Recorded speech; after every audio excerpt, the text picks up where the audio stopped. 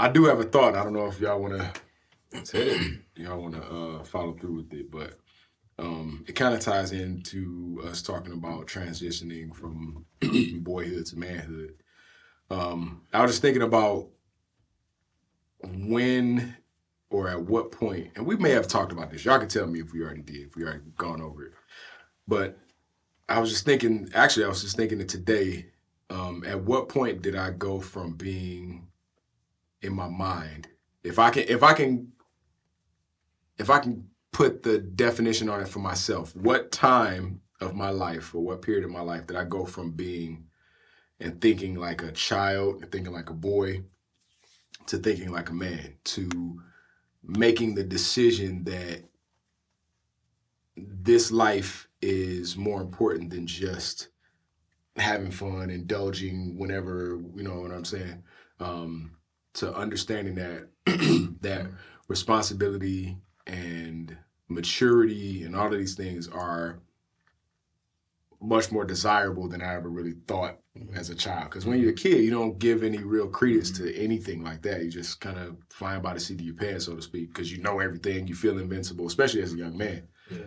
But then as you start to grow and you realize, okay, time here is limited, and I want to make the most of it. And I know we've beat that topic to death, but it just was something that was on my mind today, because I was having a conversation with somebody talking about just the fact that a person gets older does not necessarily mean that they mature.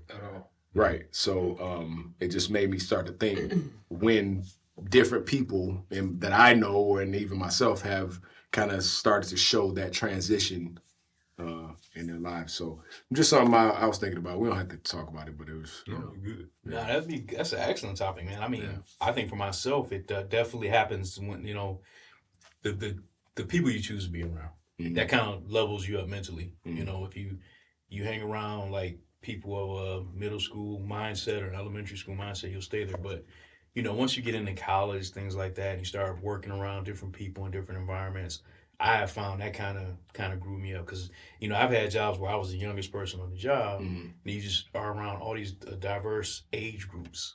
You have all these different conversations, and then you find yourself keeping up with the conversations. And you're like, I'm pretty smart. I mean, you know, these people are like 3 times my age, you know.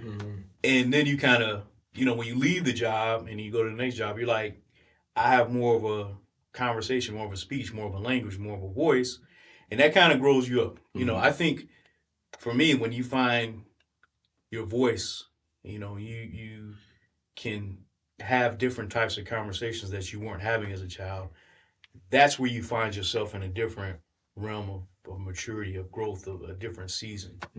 For me, it's just being able to have different types of discussions, and then those discussions lead to other things you want to discover that better you.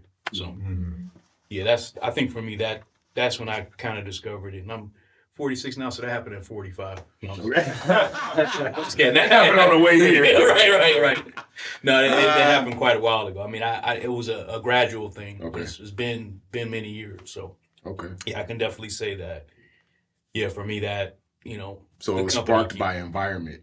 By environment, yeah. Okay. Yeah. Okay. And some of it's already in me. So I've been told like I'm an old soul. Old soul, yeah. Yeah, and you know, and I felt that at times, you know, but I always find that people, once they get to know me, they're like, you're nothing like we thought you'd be. You know, because people just look at you and they think, because I'm sure people look at you like, this guy's got to be like 22. Yeah. You know what I'm saying? Yeah. And then, even though you don't conduct yourself that way, right? But they look at you. And then when you start talking, right? You know, your speech, your language, your conversation, they're like, no, this guy is much older. So I think, honestly, it's really about how we speak, how we conduct ourselves, how we present ourselves as we engage with one another in conversation. And that's kind of how we discover not only our own maturity, but then the maturity of others. Because everybody can't keep up with the conversations that, especially like a conversation that Gary might have. Yeah, we can't. I'm still working at it. Yeah, generally we can't. Yeah, none of us can really. I just be like, maintain. Oh, whatever you say.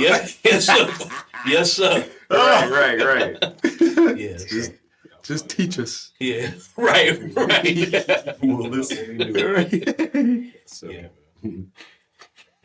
No, I think that I think what you said, Alan, is spot on too, man. I think and let me speak up a little bit. I think that I think it's a gradual thing. Mm-hmm. I mean, I'm gonna just be kind of blunt here, right? Sure. Right. But I already used the word gradual, so you can't use that again. I'm just kidding. I'm just kidding. Go ahead, man. I'm done. I'm done. I want you to get your thought. I want you to Just stop. I'm done. I'm just never gonna speak. I'll just never say anything else. No, when you think about the gradual thing, like, when did you notice you started growing hair under your armpits? I don't remember. That's what I'm saying. It's kind of one of those things. It's like when you start. Oh, I see what you're saying. Yeah, you know, you don't recognize it; it just happens. It's kind of like until you look at it. Until you look at it, just like, man, I got hair right there. You know what I'm saying? Yeah. And amongst other places, right? But I didn't want to go there, right? But it's just one of those things.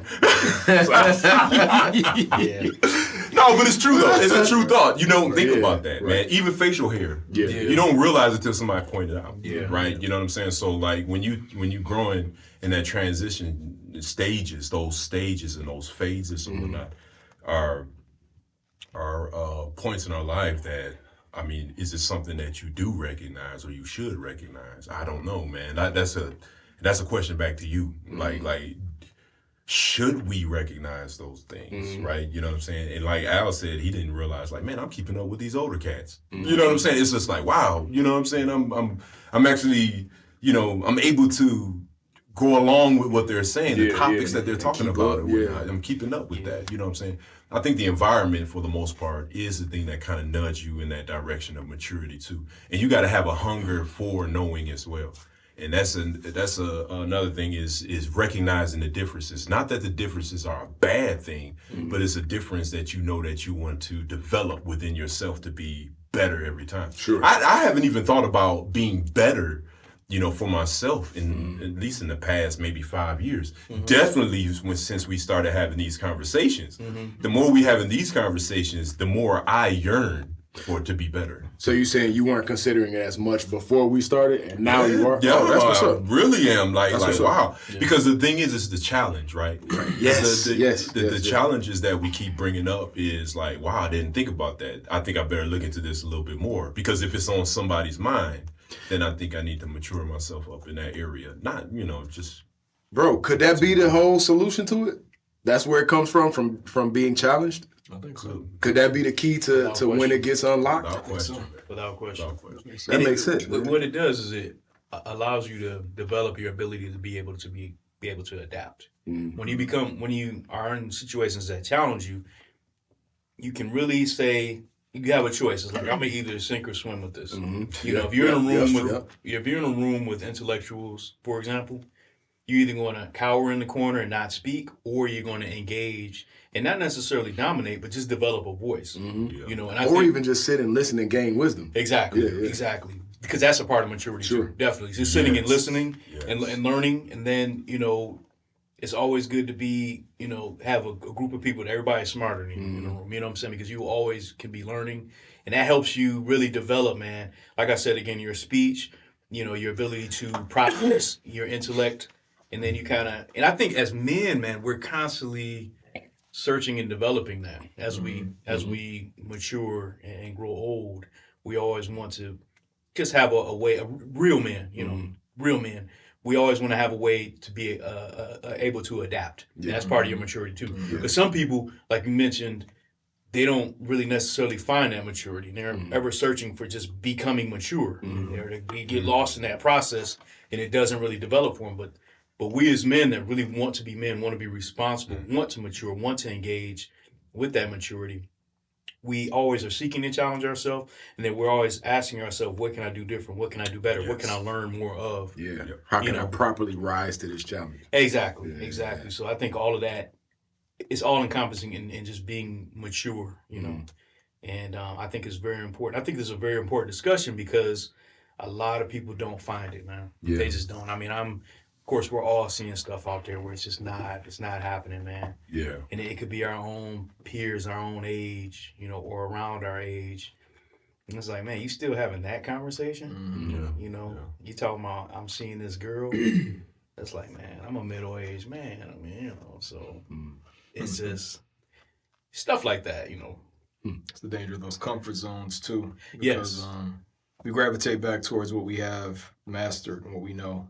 And it's just it's easy to get stuck there. Yeah. Easy. Right, because you feel like you know how to navigate that space, and again, especially if you have like some kind of mastery or expertise in there, it's easy to want to go back there for our ego's sake. You know what I mean? Yeah. But that's why I think it's important to seek out challenges, seek out conversations with people that you wouldn't normally talk to, or to talk about things you don't really, maybe you're not as well versed on. You know what I mean? To get that knowledge from somebody else, but I think it's important to challenge ourselves like that for that reason too. Yeah, I agree. Yeah, I'm grateful that we all like really have relationships. We're able to have relationships with our grandparents.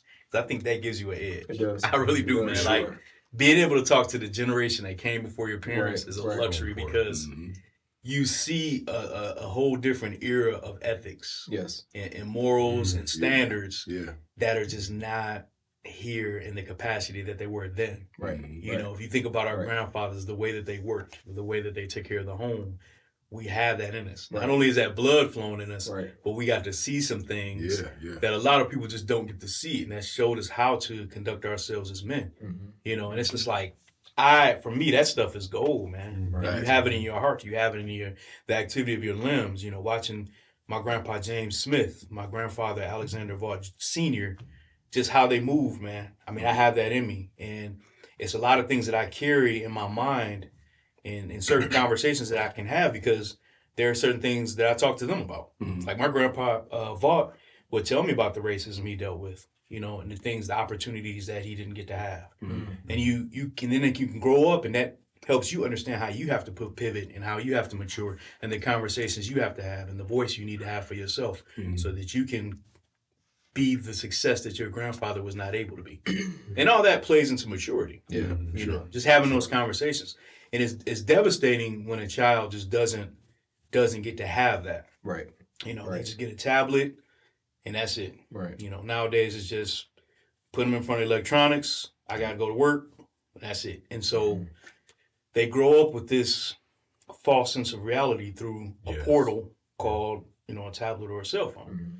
And they don't have that grandparent or that parent to really just engage with them and say, this is what it's going to take. And this is how it's going to be. And I'm going to show you some toughness, because better me than the world. Because the world don't care, man. I mean, so, if you're not mature, you can't keep up, the world doesn't care. And we know that as a fact, so you gotta, it's a powerful question and a powerful thought, because you have to know that time. It's going to be gradual, but there is a switch that's going to flip in your head to hopefully, to say, I have to do this. I'm going to have to take care of myself. I'm going to have to pay my own bills. My parents can't do that for me. And so in your mind, you got to say, how am I going to do all that? And so, people don't even know how to master just having relationships to even understand how to even talk to anyone. So it's, it becomes very cumbersome. And that's the challenge. It's just, man, I got to talk to people. And when you suffer in speech, you suffer in living. Our how we relate, how we move amongst each other, it all isn't contingent on our speech amongst one another. The way we can communicate. The way you can communicate. If you're talking like a goon on the street, you probably won't get in Harvard. You know what I'm saying? You probably won't get that job that you're looking for in Silicon Valley. I mean, because the thing is that speech, and I've learned this over the years. Speech is really what helps us not only mature, but really relate to one another. Even if we have different accents, if we can really communicate and relate on something. My thing has always been like art and film. Everywhere I've been, I can talk to somebody about either art or film. Gotcha. Because somebody in any crowd I've been in likes one of the two things. And if you have knowledge of these things, they will talk to you forever. They'll talk to you even when you don't want to talk. You know what I'm saying? Hey, but did you see that Star Wars film? No, I'm just kidding. But the conversation has just always been there. And then with that, it just grows into other things. That's true. So let me ask you this, and this pivots the topic a little bit. But you just said something that stuck out to me. You talked about how important it is to be able to effectively communicate, particularly with speech. And sitting here as a young black guy, my thought instantly went to code switching. Yeah, that's a good one. Yeah, you familiar with code That's switching? a heavy discussion. Familiar with code switching? Yeah. I am of the mind, and I would like to get y'all's thoughts on it because we've all worked in environments that are diverse. I am of the mind where I am able to completely and effectively communicate. And that's not me trying to be arrogant. It's just a fact. I've worked to be able to effectively communicate. I feel like I can effectively communicate without having the code switch, and it does not take away from any benefit that I may receive or favor that I may, find.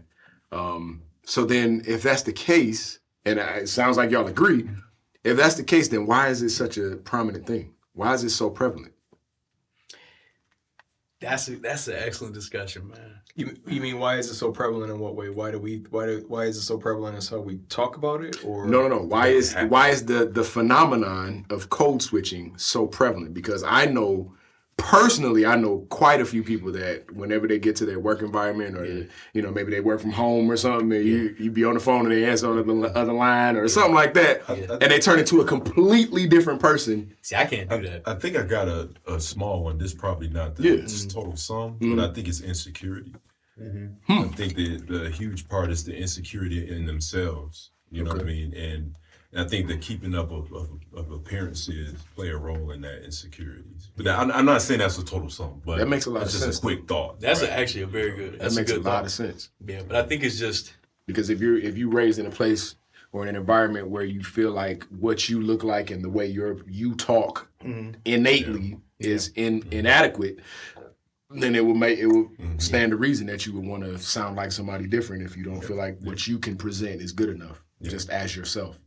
Yeah, it makes a lot of sense, man. I think it's imperative just to know how to enunciate and just articulate yourself without changing the pitch or the tempo of your pattern of speech. Right. I think that's the problem with code switching. It just comes off a bit fake. Right, because that's what it is. Yeah, and so like you said, you can just have a conversation and not sound like I'm like, where's Mike? Right. Who is this guy? You know what I'm saying? I mean, because and see, you know what though? Again, it's about being in diverse environments. That's true. Especially being an entrepreneur, that's a luxury because you're around all kinds of people. You have to know how to just be yourself and talk. And see, I think a lot of us, when we're transitioning from childhood to adulthood, we're not necessarily taught how to be around anybody else outside of our family, really. You know how your family act, how your people act, and there's a certain speech within your own family. But then when you get out in the world, you're like, wow, it's all kinds of people out here talking all kinds of different ways. How am I going to conduct myself? How am I going to talk? And for me, I've learned that you just literally have to just be able to talk loud and clear. Like my father taught me, like, open your mouth, son. Like don't be like mumbling and stuff. Hold your head up and talk. And so that's all that I needed to learn. I'm going to be myself. I can't be like, hey guys, how's it going today? Hey Gary, you a good guy? Yeah, you know what I'm saying? Because that's not me. That's not me. Yeah, y'all be like, well, who is this guy? Right, and then you feel kind of yucky because it's like, we doing this? Like, are we actually doing this? Right. Yeah. You just kind of, and especially if you was like just kicking it with me backstage, and we're talking like, right.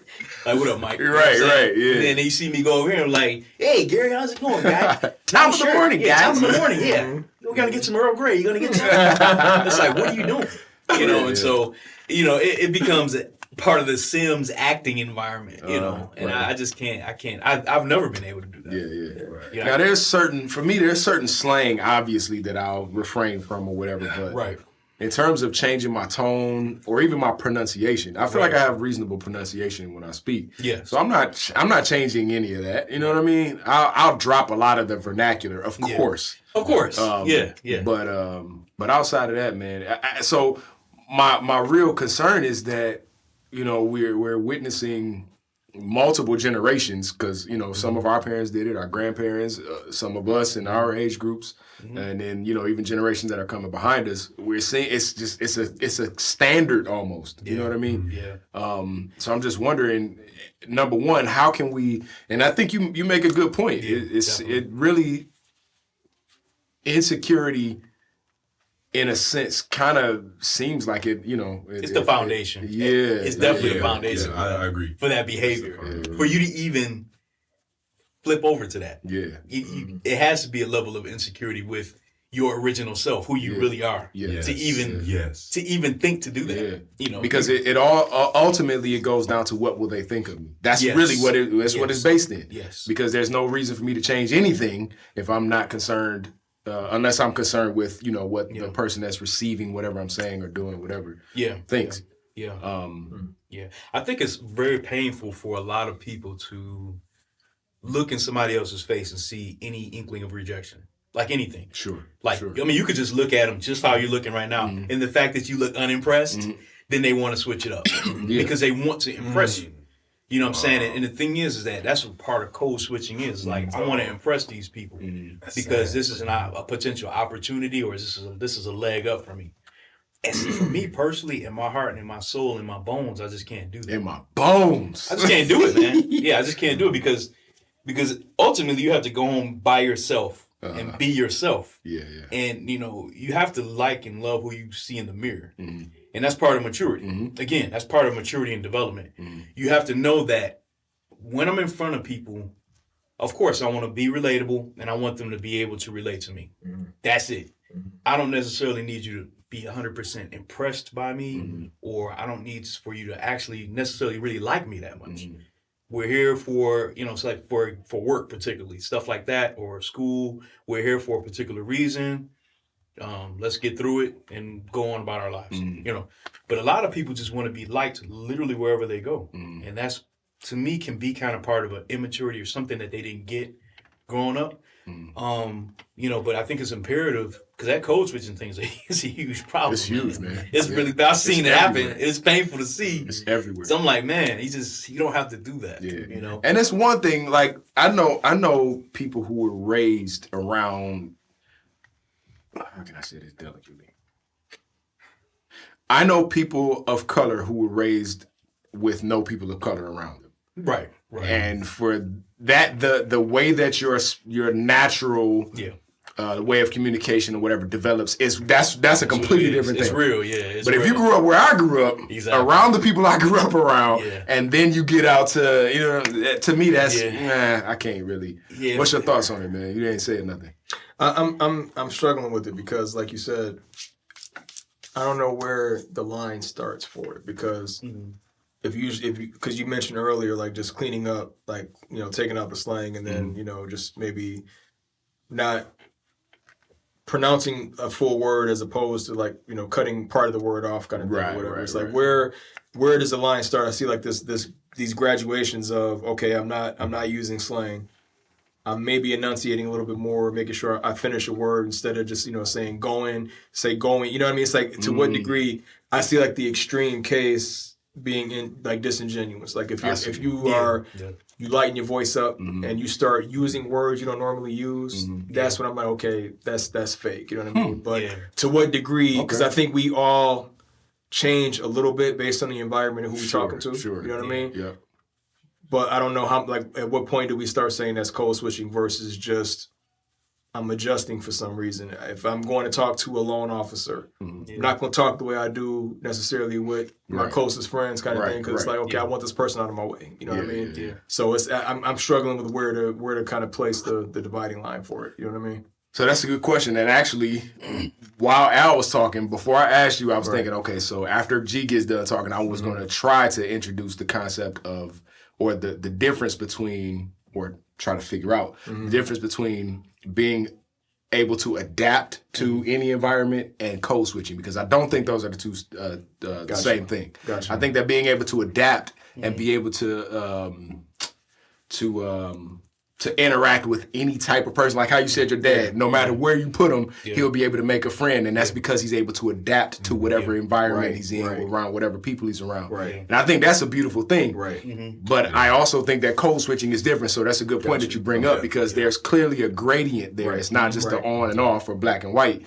That's a really good point. So then, what is it then? Well, go ahead. No, I want you to. I was just gonna say real quick. I think part of it too is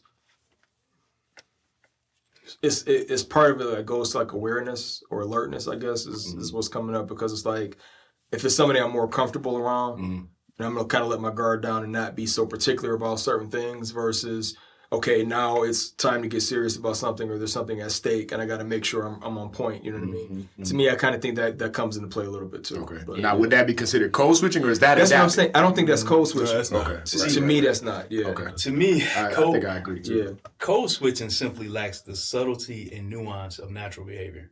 Okay. So when you have to adapt, say for a professional environment, Right. there's a subtlety and a nuance in your behavior. Right. Because you understand, like I can't just walk and be like, what up, cuz? Right. I can't do that. Right, I can do right, that with E. Right. Like you But said, I the can't- stakes are higher. Yeah, the stakes are. So you're conscious of the fact that I'm just in a professional environment. Right. And Right. I just know that I'm just not going to be clowning around. Right. You know, so I'm going to just speak loud and clear. Right. That's literally all it is. Right. And there's a subtlety to it, Yeah. and there's a nuance. Yeah. But when you code switch, it's like literally a performance on Broadway. You know what I'm saying? On a grand scale. Yeah. Yeah. Go ahead, bro. I'm not trying to cut you off. Go ahead. That's it. Go ahead. I like Because the I do Broadway have a part. thought. I want to follow. I like when I say Broadway. So. Broadway! Broadway! Broadway! Broadway. I was done. He's got a song right there. That was done. That was a mic drop. So I think that's an important point, because it's like if you look at somebody who had no role models coming up of, I don't want to say this. We have some parts of our communities where education is not very important. Right. It's even frowned on. Yeah. That's true. And I think this is, I'm not going to say a dangerous topic, but it's one that I think needs some attention, because we got to differentiate. If somebody comes up and they don't have any examples around them of speaking eloquently, speaking correctly, of how to go into a professional environment and be seen as someone that can contribute. If you don't have any of that in your environment coming up, and you go from the worst end of the spectrum for what we've seen in our communities to what might come naturally to some others, to that person it's going to seem so fake and so different. But how much could they really get done if it wasn't that? And I'm skating around an issue, because I think that there's danger around the code switching part, and I hate the phrase people use sometimes, like of just like talking white. Yeah. When it's only somebody speaking the English language correctly, versus like you said, hey guy, how you doing? Yeah. There's certain mannerisms and certain things you can say that's never been in your vocabulary. It's never in your vocabulary until you're talking to this one particular person or kind of person. Right. It's disingenuous. Yeah. Versus you have to navigate and you got to be in a professional environment or talk to somebody in a professional environment. And you know, if you come in there and you're speaking like the worst we possibly can, you don't stand a chance, right? So I'm very sensitive to people kind of saying, "Oh, you talk white because why? You know, is that just because you speak educated?" Yeah. And that dividing line of us identifying speaking white with speaking educated, and speaking white being something we have to differentiate ourselves from, means we can't. That makes it like the realm of speaking with an education unobtainable for a lot of It's us. exclusive. That's where I think there's kind of danger in the code switching versus talking white, and how we start to weaponize that against people. Yeah, sure. Because if you see somebody that looks like us and can be eloquent and speak correctly, and oh, you're talking white, there's danger in that, because it's like you can speak the English language Right. cleanly and, Right. and clearly, and not be trying to just sound like somebody outside of your community. Right. But that's how it gets used a lot of times. That's why I like to kind of differentiate. Don't be somebody else, but you can always strive to be better. Sure. A better you. You know what I mean? Yeah. But we got to be careful where we draw that line. So one I thing that I agree. started thinking about is the fallout, right? Yeah. I think the fallout, and like you said, the dangers of that code switching. It's like, are you a triple agent?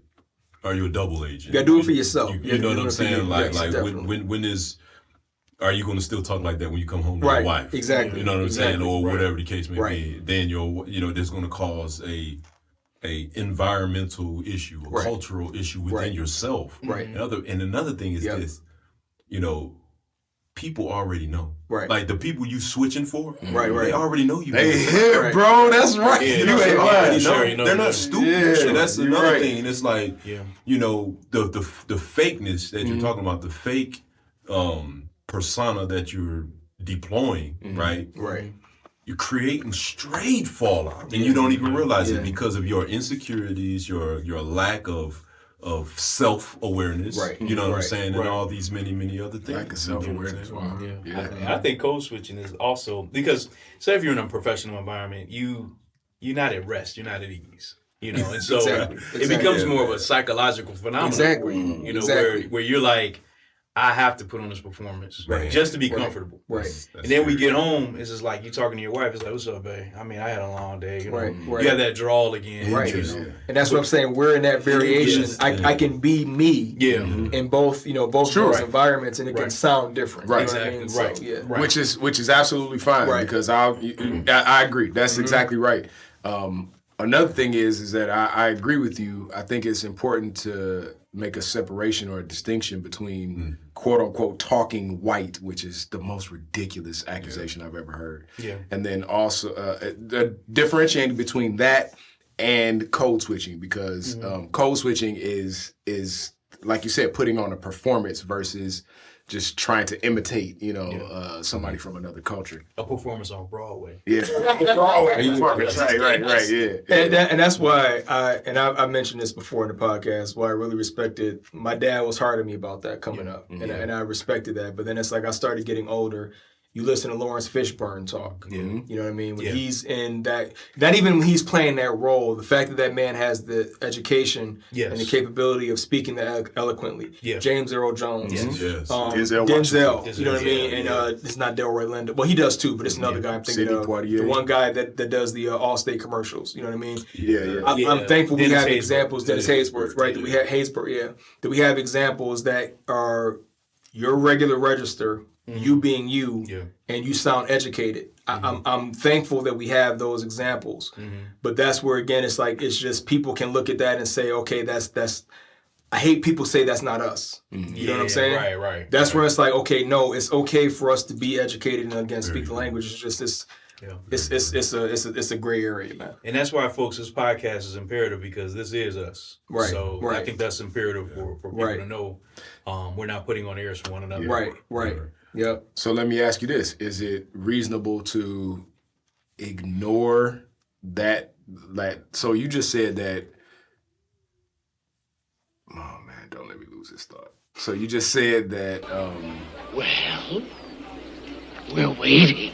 it's gone. I'm thankful we have those examples. Yeah. Right, of black men that speak well and educated and are authentic to themselves. Right. You know what I mean? As that that view of this is the best of our community and we can strive for this, we can meet this and it's normal. You know what I mean? It's not an Right, act. it's It's normal. not, you know what I I mean? like It's that. not an act. It's not us putting on some fake air that I believe when you see those men acting like that, they can act in some roles and be, and you look at Denzel and Training Day, you know what I mean? Just the bottom of the barrel kind of acting, you know what I mean? But when you see him being himself, that's an educated man speaking eloquently, you know what I mean? It's just, I appreciate that, you know what I mean? But I'm glad that we have those examples. And I don't see it happening as much today as it used to. The people can look at that and say, oh, he talks white, you know what I mean? Because he's speaking educated. So I'm glad that we have those kind of examples of people that aren't foregoing their own character. You know what I mean? To try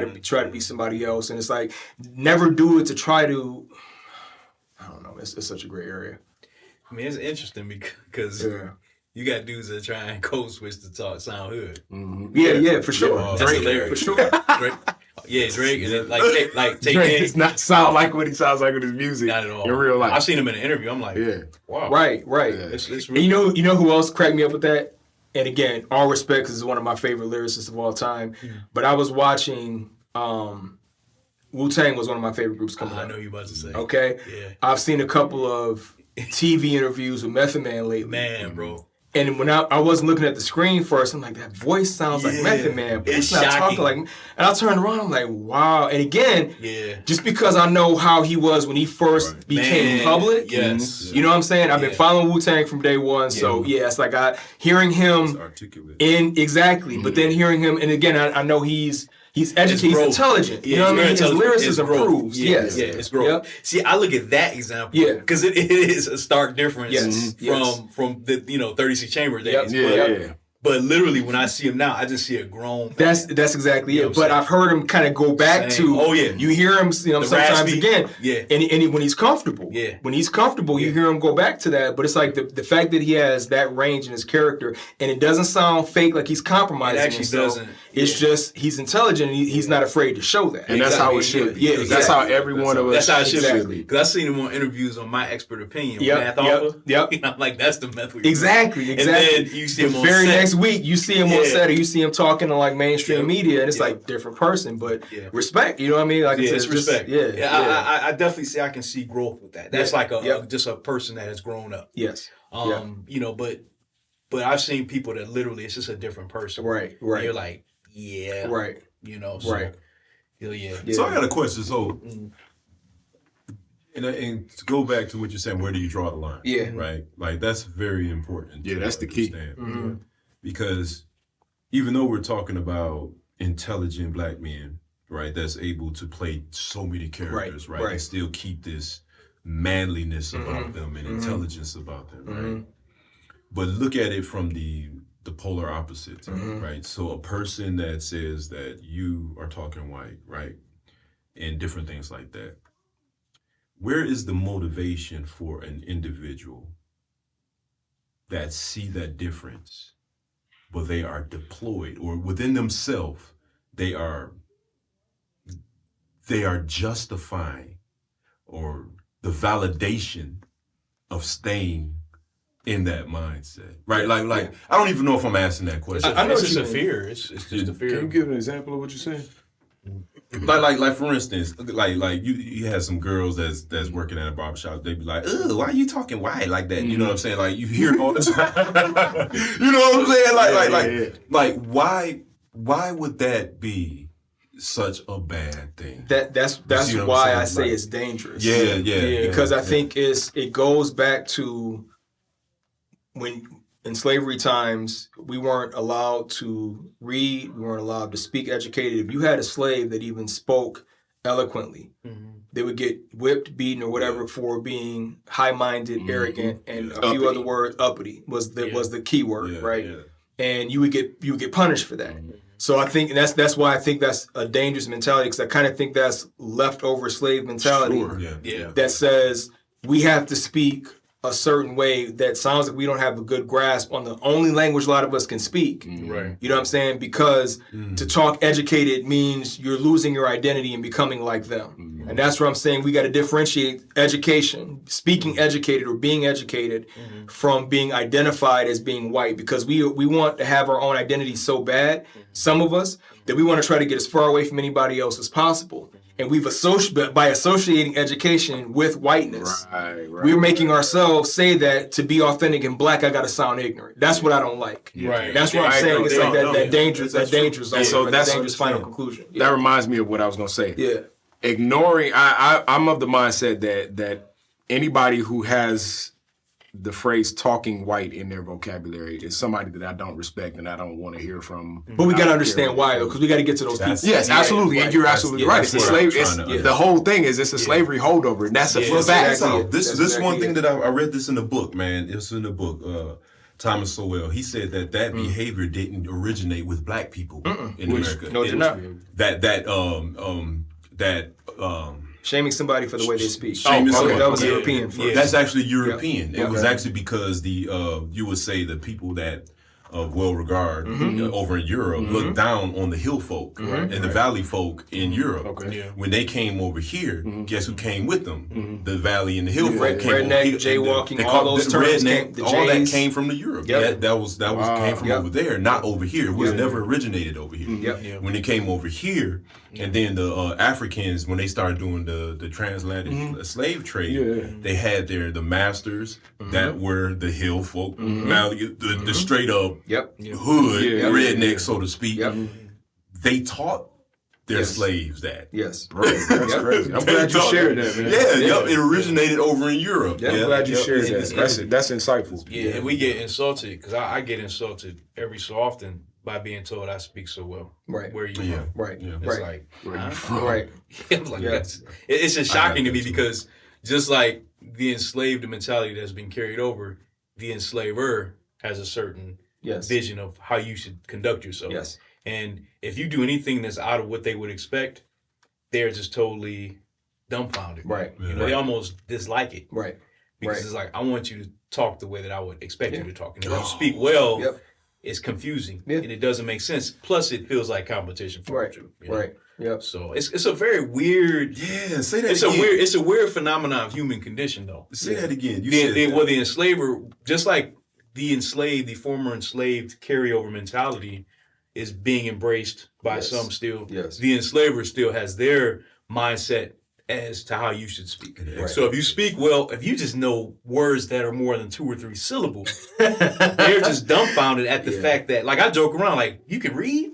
You know, it's like, do you understand the time we're living in? Like, it's people that, and they're generally a little bit older, white folks, but there are a certain group that really still believe, if they isolate themselves in their own bubbles around the country, they still believe a certain type of way about all of us, you know. And so, you know, because I can get on the phone with them and they're like, you know, you speak so well. You know, where are you from?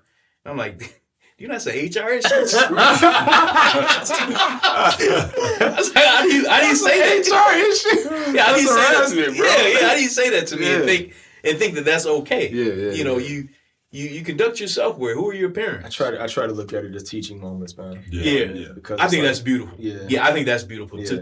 to be able to, and I do too. I know you do. I really don't. Yeah. I'm not insulted I by know. it, but it is insulting. It is.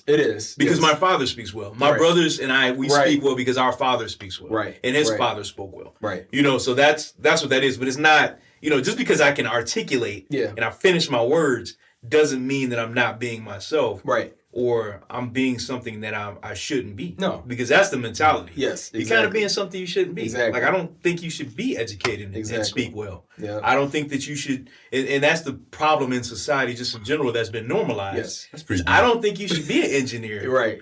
I mean, you don't want to play basketball? Because I got a cousin. I got a cousin. SoundCloud account? Yeah, right. I got a cousin in Chicago that's doing very well for himself. And he told me, he said one of the first homes he bought was a big home in an affluent neighborhood. And the first thing they asked him was like, so what do you do? Are you an athlete? I'm like, that's it. That's all we get. Is an athlete. What else? I look at those people, and the first thing that comes into my mind, that's what they think. First thing that comes into my mind, oh, it's too bad you brought into the propaganda. Yeah, exactly. And that's because that's all it is. Yeah. You've had no exposure, and you believed everything that media said, that we are all the same, and it's all negative. Yeah. And you brought into it, so I'm sorry for you. You know what I mean? So I immediately look at that person as somebody that needs help with their mindset. Oh yeah, yeah. And that's it's insulting. It's extremely insulting. Yeah. So we got a relative who got jumped in the South just for walking down the street with the Army uniform on, and they thought he was uppity. Coming back from the war with his uniform on. Wow. And got jumped for it. So it's just like, that's what I'm saying. It's like the mindset of I expect you to be in a certain place has trickled down to us, and that's for the life of me. I can't understand why do we perpetuate it. You know what I mean? I don't understand. Yeah. I don't, because we don't benefit from it in any way. Yeah, I don't know why we uphold things identity that oppress us. That's why even from the beginning we've been stressing identity so much, because if you don't have your identity sold on who you are, you know what I mean? Yeah. If you define yourself by I have to be something different than this other person, and that's all you have to offer for your identity, you don't have anything. Yeah. Right. You don't have That's your very identity is based on nothing if it has to all be on I'm not like them. Yeah. What are you about then? If it's not like them, what are you about? You know what I mean? That's a good point. And if you don't have anything to build that up on, then I feel sorry for you. Yeah. The foundation is just not there. And to add on to that, just for anybody who might be listening and fall into that category, Right. The important thing is to remember that it's okay to start seeking that. For sure. It's That's not true. good enough to just say I'm this or I'm not this or whatever. Right. The idea should always be, and we've gone over this dozens of times, or at least a dozen times.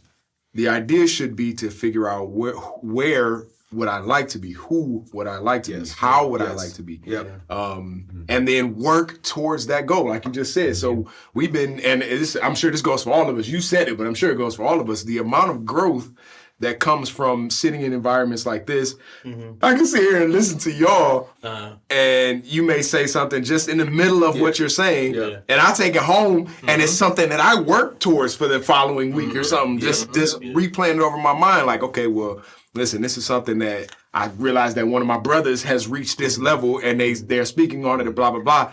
I think that's what I want. There's no competition, no jealousy, no envy. That's what makes this. And that's the beauty of it. Yes. But my thing is that we can do that even amongst ourselves. You know what I mean? Even within ourselves. If we take time to sit and reflect and spend time in silence, all of the themes that we've covered up to this point, I mean, all of those things lead to the exact thing that we're talking about now, which is personal growth and understanding how to continue to mature. And we just so happen to be talking about, conversation and communication today. But I mean, it's applicable in every aspect of life. If I decide that I want to be able to speak better, or I want to be able to love more freely or openly, or I feel like I want to be able to, I don't know, whatever it might be, I can look to whatever that goal is from where I am and work there. You know what I mean? Yeah. I think that's great. There's so many resources, friends and family, elders. Like we were talking about before. I was thinking about how grateful I am to have grown up in a church environment that I did because of that exact fact. Yes. The people who I was able to glean from spiritually and naturally. You know, there are people that I just hung out with, you know what I mean? Just older people that I would go and sit next to, while we eating or something. And they would talk to me about, I don't know. I don't know if you remember, you remember Mother Hayes?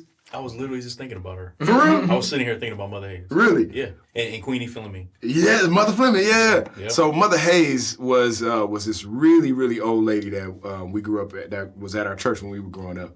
And she was always this person that we kind of looked at as like one of the examples of piety, and she was a bit hard nosed. She was strict and all this kind, but she was sweet. She actually was. Yeah. But the thing is that unless you sit and talk to her, you don't know how sweet and down to earth she really was. So I remember one time, right before she got sick enough that she couldn't attend church anymore, I was sitting downstairs and talking to her, and she was telling me about her basketball career. Wow. Yeah, like middle school, high school, college, all this kind of stuff. Wow. She's telling me how much she used to play back. I'm like, I would have never known this. Never. But small anecdotes like that can lead to moments where they're able to share wisdom. You know what I mean? Awesome. Even Elder Cole from last time we spoke, we went out to dinner and learned 10 times as much as even what we sat here and listened to. You know what I mean? And so I'm very grateful to be able to sit under people who have more life experience than me and learn from what they've been through. Because I was telling somebody recently, and I know I'm shifting again a little bit. Sorry. But I was telling somebody recently that there's essentially two ways. Obviously there are, nuances, but essentially two ways for us to progress through life in terms of growth and maturity. Number one is experiencing hard times and challenges and bumping our heads by making bad decisions and all that kind of stuff, and learning from it or not learning from it, but moving forward from there. Or we can listen to those who have had more life experience than us, who can say, don't touch that stove, it's hot. Don't run out in the street, you might get hit. Don't talk to that girl because she's bad news, blah, blah, blah. And learn that way and avoid the situation altogether and fast forward through life.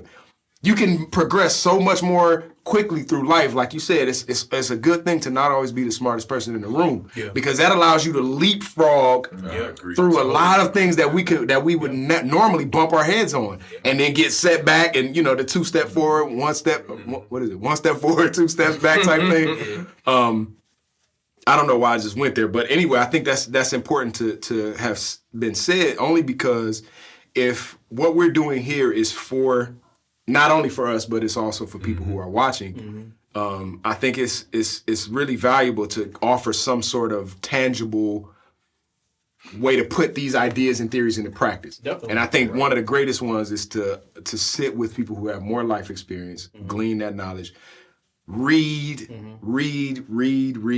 books, articles, whatever it might be, to number one, expand your vocabulary, but also reading is the same thing as sitting with somebody who has more life experience, because you're learning from what they've written and all of that kind of stuff. So learning to grow and add more to the knowledge and wisdom that we have by these means is completely invaluable.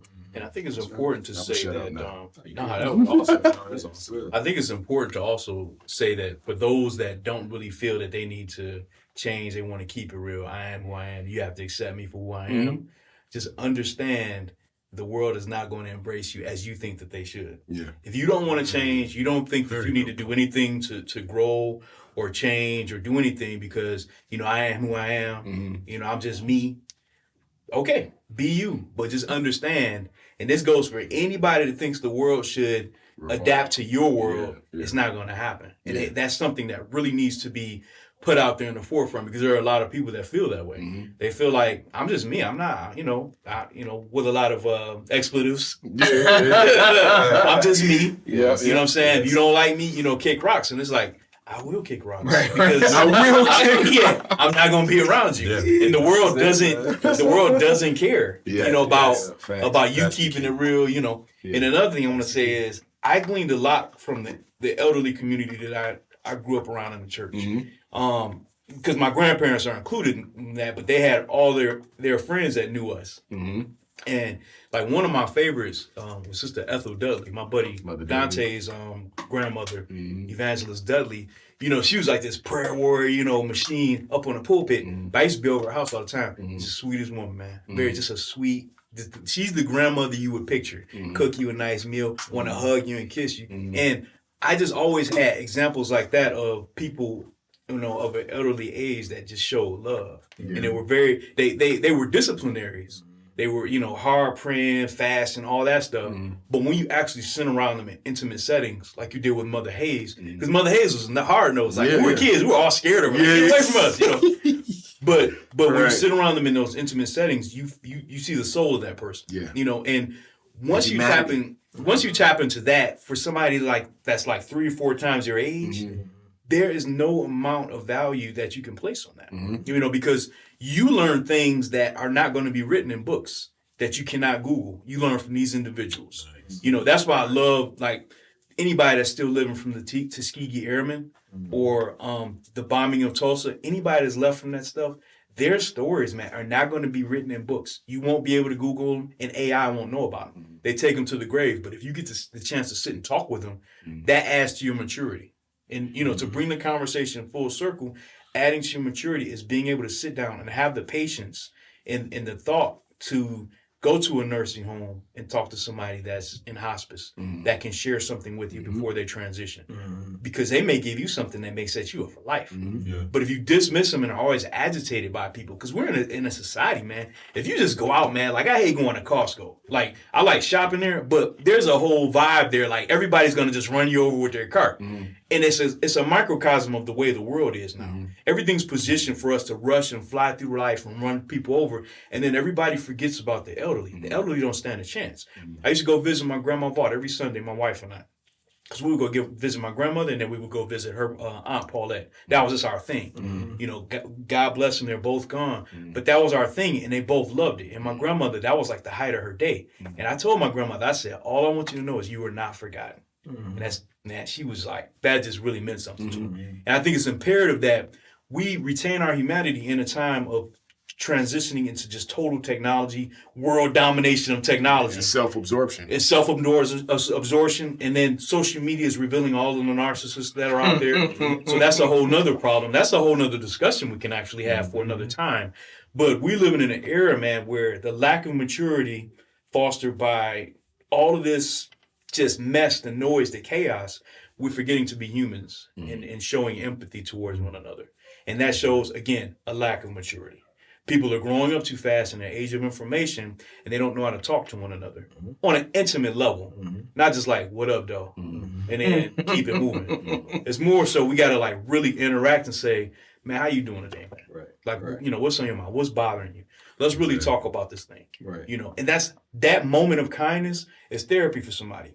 I've smiled at people, and they just be like, wow, thank you for just smiling at me. Because, I've had people scowl at me and shake their head. I'm like, I'm sorry. I'm sorry I exist. You know what I'm saying? But, but it's one of those things where you look back, if you just move around in public, you see some real creepy behavior, man. It's some real odd, just anomaly type stuff out there. And you think to yourself, the tragedy of it all is that there are many people that move in this life that will never allow themselves to know people like us. And that's the power of a YouTube. You can sit here and just talk our minds, and somebody will watch. Somebody will share it with a friend. But there are people that will never look at us and listen to anything that we have to say. You know, and that's the tragedy of the part of the human condition also. That is so true. And again, it's a lack of maturity. So that's all I got to say about it. That is tragic. Yes, it's very tragic, you know. But we, like I said, we all have been blessed, man, beyond what words can express to have those moments with like our grandparents and all those saints in the church that have gone on, because a lot of them are gone now. I mean, we're in our 40s, a lot of them are gone, but yeah. Close. Hey, Not yeah, too far away. keep living, buddy. You'll be there. Right. Yeah, Right. it's right around the corner, pal. But yeah, though bumping elbows with those people, man, shimmying around in the church. You know, you sit next to them on the pew. I mean, those moments, man, you can never have again. And like I said, it's not moments that you can Google. You can't look them up anywhere. But you have it in your heart and you have it in your psyche to help you move through life and be able to pivot and move in a way that a lot of people are just they're not getting, you know. You know what I was just thinking about? The fact that, and this is, I'm not trying to make fun, but we're getting to the age where we are getting to be the elders. You know what I mean? Yeah. There's generations that are coming up that are young enough to look at us as old people. Old heads. Yeah, exactly. Yeah. And I think it's imperative that we remember how important it was for the elders before us to sit with us and share and what we would have liked to get from them and share that now. You know what I mean? I will talk to whoever will listen. Yeah, you know? yeah. Just even if it's not trying to preach or teach all the time. Yeah. If it's just spending time and sharing a portion of who I am, because I'm an example no matter what we're talking about. Right. You know what I mean? To somebody that's looking up. Yeah. And so I think that's valuable to remember, that anytime we're interacting with well, really anybody, but especially those that are coming up behind us, to be as open and as I can't think of the word, but to share as much as possible. That's actually that was one of the first things my mind went to when you asked the question. You did, kind of starting us off, because nothing will help you mature faster than realizing you got somebody else looking at you, looking up to you. You know what I mean? For you to be an example too. So if you are in a position where you're like, okay, I'm just gonna live my life and do me, and you realize, wait, this little kid is watching me and is trying to emulate what I'm doing. That'll make you grow up real quick too. You know, having somebody else that you're responsible for, or that is basing their decision on what they see you do, that can make most people, not everybody. Some is not clicking. But for most, you would want to be that example. Yeah. At least be what they think they're seeing. Yes. You know, because a kid will say something to you, and you're like, oh, they think I'm a superhero. You know, so let me kind of get. Yeah, my thing is I want to live up to it. Yeah, exactly. But that's where the proof against what I just said, you know, it doesn't always happen, because that's where gang culture is thriving. You know what I mean? You get communities without fathers present, and the drug dealers and the gangbangers are the only older males they see around them. And unfortunately, those older brothers don't realize that, you know, or they do, which is worse, that they're raising up the next generation to be just like them. And don't take that responsibility to mean something more. So Wow. Man. Way to end it on a dark note.